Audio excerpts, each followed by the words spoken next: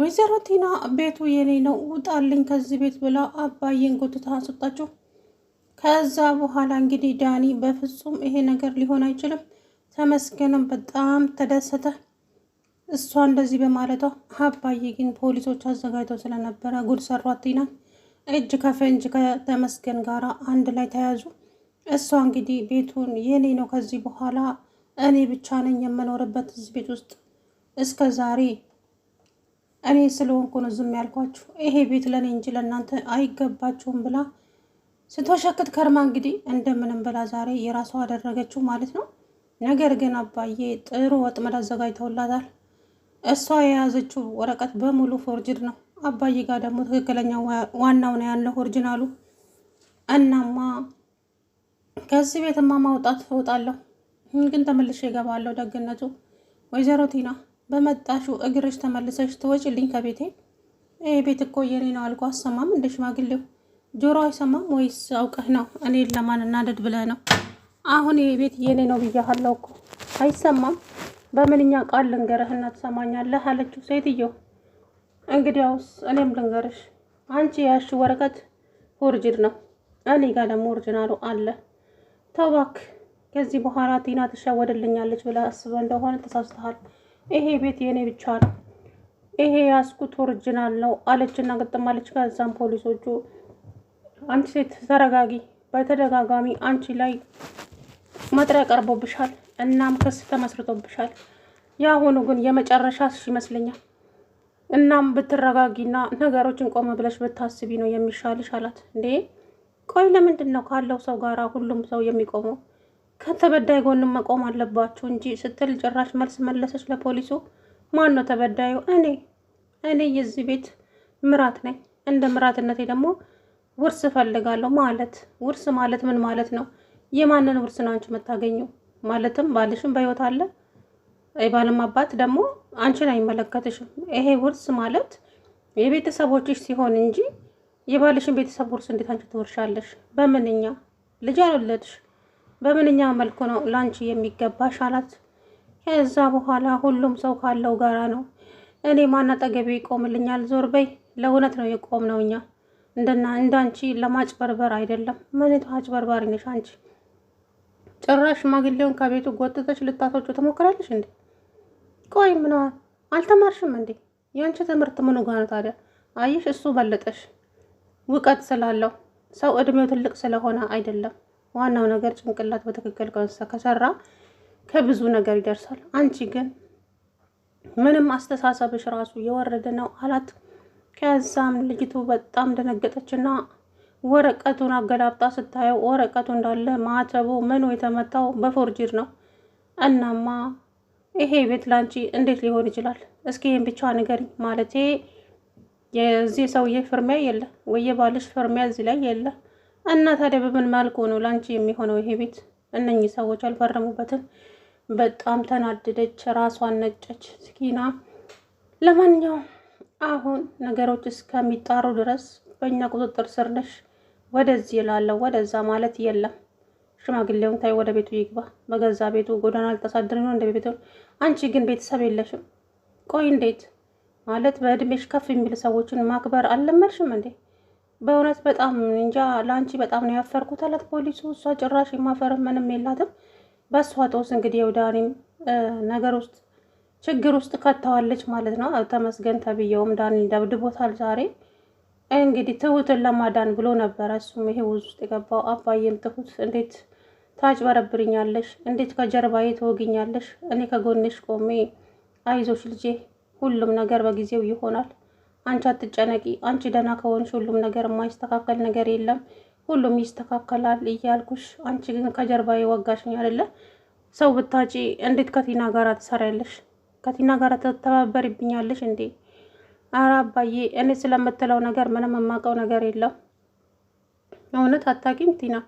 ትሁት አባዬ አላውቅም አልኩ፣ ግን ቲና እህትና ልጄን ይዘውብኛል፣ በዛ ነው ያስተወራራችኝ እንጂ እኔ ስለምን ወረቀት እንደምትሉ ራሱ ምንም የማውቀው ጉዳይ የለም። አሀ፣ ይሄ ታዲያ ማጥመጃ ነው። ስለዚህ በዚህ አጥምደውሽ ችግር ውስጥ ሊካቱሽ ነው። ከዛም አማራጭ የላትም። ትሁት ሻንጣዋ ሸክፋ እንግዲህ ወደ ተመስገን ቤት ሄደች ማለት ነው። ተመስገን እንግዲህ እዛ ነይ እህትሽ ያለችበትን ቦታ እኔ ራሴ መራሻለሁ ብሎ ሻንጣውን ሸክፎ እንግዲህ ሲነሱ እሱ ይዟት ሊጠፋ ነው። እናም ትሁት ሻንጣው ይሄ ሁሉ ምን ያደርግልሃል ታዲያ እንዴ ከሀገር ልትወጣ እንዴ አለችው። አንቺ አሁን ዝም ብለሽ ተከታይኝ ልጅሽን አይደለም ፈልጊው፣ ስለዚህ ነው ተከታይኝ አላት። በሩን ከፈት ሲያደርግ ዳኒን አየሁ። እንግዲህ ዳኒ ትሁት ጋር ቀጥ ብሎ ሲገባ ከኋላ ማጅራቱን መታውና ዳኒን ጣለው። እዛው ጋር ዳኒ በተኛበት ደብድቦ እንትን አደረገው ማለት ነው። ዳኒ እንግዲህ ጉዳት ደርሶበታል ለጊዜው። አባዬ ግን ይደርሱለታል ብዬ ተስፋ አደርጋለሁኝ። ይሄ ሁሉ እንግዲህ የማት ነው የቲና ነው። ከዛም ቲና እንግዲህ የሆነ ቦታ ካፌ ቁጭ ብላ ጀርባ ለጀርባ ተሰጣተው ከኤደን ጋር ኤደን የሁሉንም ኢንፎርሜሽን ሰማች። እያንዳንዱን ነገር ሰማቻት። ከዛም ኤዱን አባዬ ደወለች። አባዬ ሴትዮዋ እንደፎከረችው ቤቱ ላይ ራሷ ልታረገም ነው መሰለኝ የድርጅቱን ማህተም ምናምን እያለች ነው። ቆይ እንዴት ማለት ይሄ እንዴት ቆይ ሊሆን ይችላል? እኔ ጋር እኮ አለ ፋይሉ። እንዴት ነው እንደዚህ ሊሆን ይችላል? ኢላ አባዬ በጣም ግራ ተጋቡ። ቆይ እዚህ ቤት ምን እየተካሄደ ነው? ትሁት እኔን ካድሽኝ ማለት ነው?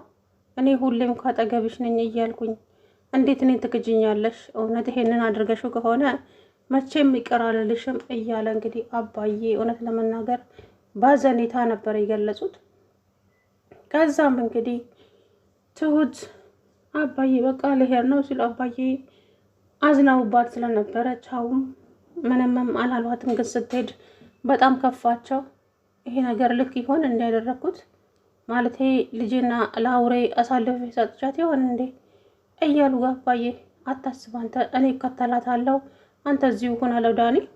እንግዲህ ዳኒም ችግር ውስጥ ገባ። ይሄ ነገር ዛሬ ለአንድና ለመጨረሻ ሊሆን ይችላል፣ ስለዚህ በጥንቃቄ ማድረግ አለብን እያለ እንግዲህ ዳኒ አባዬ ጋር ሄደ ማለት ነው። ኤደንም እንግዲህ ከዳኒ ጋር ቆመው እሷ ቲና ወጥታ ሄደች፣ ትሁት እዛው ቀረች። በቃ ሄዱዬ አንቺ ቲና ተከታያት፣ እኔ ደግሞ ትሁት ጋር ልሂድ አለ። እንግዲህ ትሁት ጋር ሲገባ ከኋላ መቶ ጣለው። እዛው ጋር ወቅጦ ምን አባ ነው የምትፈልገው አንተ? ማን የላከ አንተ ሰላይ እያለ እንግዲህ እዛው ደበደበው ልጁን ማለት ነው። ምስኪን ዳኒ እንግዲህ ዳኒ መስዋዕት እየከፈለ ነው። ካሌብ የለም ፊልድ ወጥቷል። እንግዲህ አባባ ብቻቸውን ይህንን ነገር ይጋፈጣሉ አይጋፈጡም የሚለው ነገር በጣም ከባድ ነው። የትሁትን እህት ደውላ አባዬ ትሁት ደህና ናት ግን ምን ሆና ነው ስትል እንግዲህ ሲጀመር ትሁት እህቷ አልታገተችም። ይሄንን በመጀመሪያ ማጣራት ነበረባት። ትሁትም ራሱ ዝም ብላ እንደ ከብት ከተነርታ ከምትሄድ ይሄን ነገር ማጣራት ነበረባት። እውነት ለመናገር እውነት እህቴ ታግታለች አልታገተም የሚለውን ማየት ነበረባት እንጂ ዝም ብላ ተነርታ ሄዳ እንግዲህ ጉድ ሆናለች ማለት ነው። እሷ እህቷም አልታገተችም። እንግዲህ ደውላ አባዬ ትሁት ምንድነው የሆነችው? ደህና ናት አታስቢ የኔ ልጅ፣ ግን ስልኳ ላይ በፍጹም ተሳስታችሁ እንዳትደውሉ፣ ምናልባት ችግር ውስጥ ሊከታት ስለሚችል ምንም ስልክ የምታነሳበት ቦታ ላይ ስላደለች ስልክ እንዳትደውሉላት አለ አባዬ ማለት ነው። እሺ አባዬ ደህና ከሆነች አናስበው ምናምን አለች። ሲጀምር እንግዲህ አባዬ ማናገር የቻለች ልጅ አልታገተችም። እናም እንግዲህ አቶ ተመስገን ትሁትን ይዞ ለመሄድ እዛው ዳኒ እንደበደበው ማለት ነው። በስተ መጨረሻም እንግዲህ እሷም ኧረ እባክህ ይሞትብሃል እባክህን ተመስገን እያለች እየጮኸች ነበረ። ግን የሆነ ነገር አንስታ ወገቡ ላይ መጫን ነበረባት ትሁት። ግን ያው ሴት ስለሆነች ከባድ ነው። ግን የሆነ ሰው ከኋላ መጥቶ ጀርባውን ይመታዋል፣ ወይ ቲና ራሷ ደርሳ ትመታዋለች ብዬ ተስፋ አደርጋለሁ ይሄንን ተመስገንን። ሰላም ውድና የተከበራችሁ የተስፋ ቻናል ቤተሰቦች እንዴት ናችሁ? አለው ደህና ነኝ። የመርሳ ቤተሰቦች እንዴት ናችሁ? እኔ ደህና ነኝ አለው። እንግዲህ ዛሬ ወይዘሮ ቲና ይሄ ቤት ለኔ ነው የሚገባው፣ ይሄን ቤት ለቀህ ውጣ አንተ ሽማግሌ፣ ከዚህ በኋላ እዚህ ቤት ውስጥ የመኖር እድል የለህም። እስከ ዛሬም እኔ ሆኜ ነው ዝም ያልኳችሁ። ይሄ ቤት ለኔ እንጂ ለእናንተ አይገባችሁም። ስለዚህ ከይቅርታ ጋራ ይሄን ቤት ለቃችሁ ትወጡልኝ አለች። ጭራሽ አክብሮትም አለ። አባዬ ደግሞ ሳቃሉና አንቺ እኮ ቀልድሽ አይጠገብም፣ ጭራሽ ከቤቴ ልታስወጭኝ ነው? አዎ እኔ እየቀለድኩ አይደለም የምሬን ነው።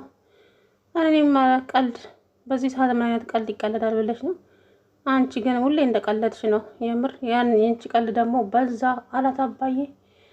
አንተ ሽማግሌ እየቀለድኩ አይደለም አለችው። እንግዲህ ካልቀለድሽ ምን እላለሁ? ለማንኛውም አንቺ ተወጫለሽ እንጂ ከዚህ ቤት አልወጣም እኔ አላት አባዬ።